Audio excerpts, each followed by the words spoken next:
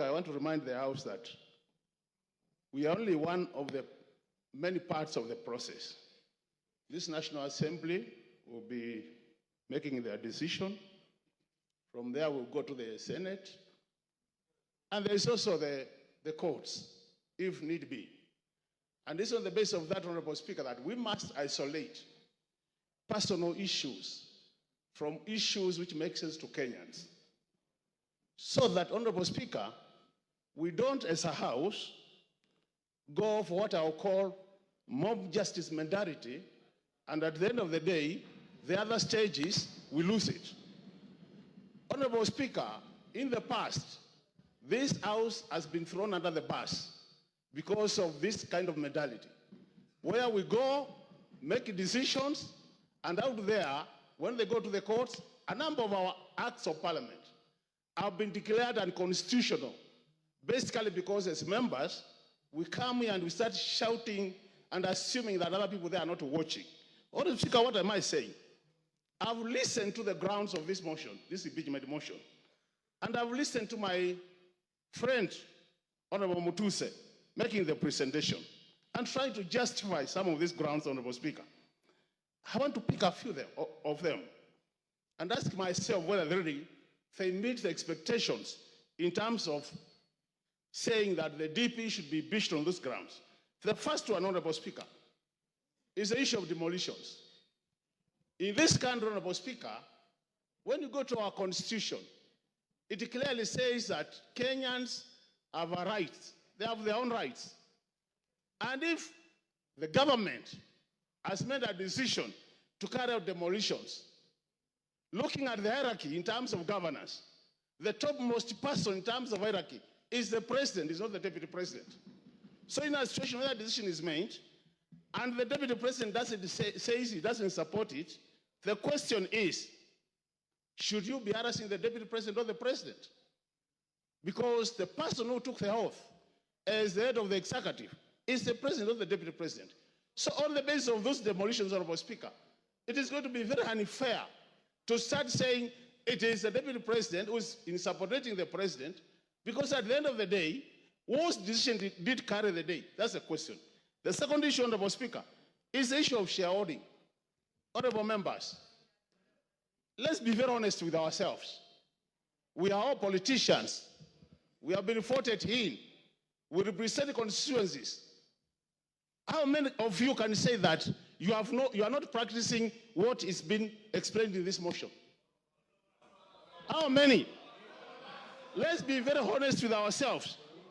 Let's be very honest with ourselves that most of you, majority of you, are doing exactly what is being said in this motion.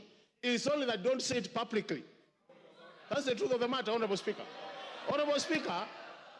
Yes, MULU, there's a point of order. Yeah, I have no problem, Honorable Speaker.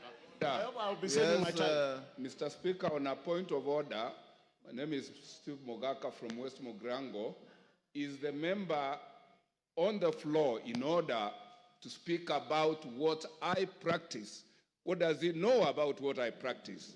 Can he restrict himself to what he does and not start throwing aspersions on members of parliament as if he is in their minds and he is in their practices? He's not. Is he not out of order? Yes, Makali. Honorable Speaker, I really don't see any point of order there. I ignore and proceed. Honorable Speaker, the issue of the judicial officer who is being accused as one of the grounds for this. Honorable Speaker. Order, Makali. And Honorable Speaker. There's another point of order here. Point of order. Take your seat. Yeah. Give Farah the mic. Mr. Speaker, is the Honorable Makali, somebody I have a lot of respect for. In order to compare a member of parliament who represents a constituency and the functions of that member and somebody who is the deputy president of the Republic of Kenya who represents the four corners of this country, and say that because the members of parliament go and develop, my presumption is that he thinks the CDF funds for one constituency cannot be taken to another constituency. But that's a different thing when it comes to national resources and the deputy president of the Republic of Kenya. Makali. Wind up, your time is up. You know, Honorable Speaker, I hope this is not just to delay me not to say what I wanted to say, Honorable Speaker. I can see a very deliberate move to curtail me from saying what I want to say. Do you want Honorable information Speaker, from Nimrod Mbai? Honorable Speaker, you know the thing is, Honorable Speaker, and Honorable Speaker, you need to protect me on a serious. You have been protecting everybody who has spoken. Protected. Unless also, Honorable Speaker, you're on the same side of those who are supporting. Because on a serious, Honorable Speaker, I don't think it's fair. You have been protecting everybody else. You can't protect. Order, Honorable Makali Mulu. Order, Honorable Makali Mulu. You've been sitting here since we started. Order, Makali. Not a single previous speaker attracted a single point of order. If any came, the speaker will allow it. Not a single person raised a point of order. In fact, I'm being gracious by asking you, Nimrod Mbai wants to inform you, do you want this information? If you don't want it, you go on. But for you, order, Makali Mulu. You know, when you lose your cool, you also lose the argument. So just be composed, say your bit. The speaker has no dog in this fight. Just say what you want to say, finish, and we give space to somebody else. And any member who wants to stand on a point of order, it's within your standing orders. He has said he doesn't want your information. Go on. You know, Honorable Speaker, with all due respect, people have been making their contribution here since morning. Nobody has been shouting point of order. So, and it's my democratic position to oppose the motion. Order. Honorable Speaker. Go on. Honorable Speaker, I've been elected by the people of Kitui Central to come to this house 3 times. And nobody can assume that I cannot make my contribution.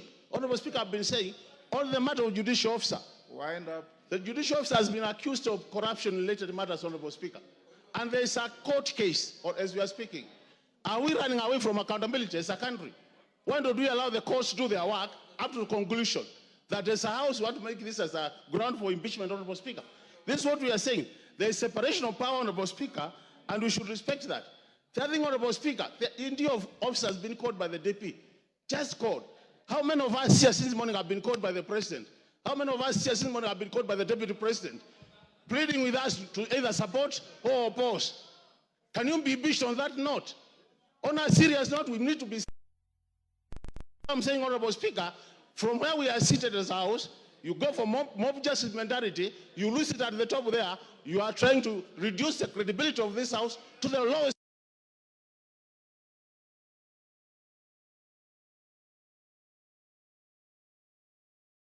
grounds for opposition of this motion. Is it a situation where a thief was being sent to court to catch another thief? This is a situation. Honorable Speaker, this country has much more serious issues than what we are discussing. Mike Trice. Your time is up. Order. I will now order. Take your seats. Order. Robert Mbai. Boy. Order, Robert Mboy. Give him 1 minute to finish. Yeah, Honorable Speaker. So I was saying, Honorable Speaker, Kenyans have said that Kitui Central in particular has said, kufa makanga, kufa ndereva, kufa mechanic. Because Kenyans are more serious issues. And when they die, we want a new renewal of this country, Honorable Speaker. This idea of mob justice, we are not going to allow it in this country. Kenyans have more serious things. I oppose, Honorable Speaker. Millie Odhiambo,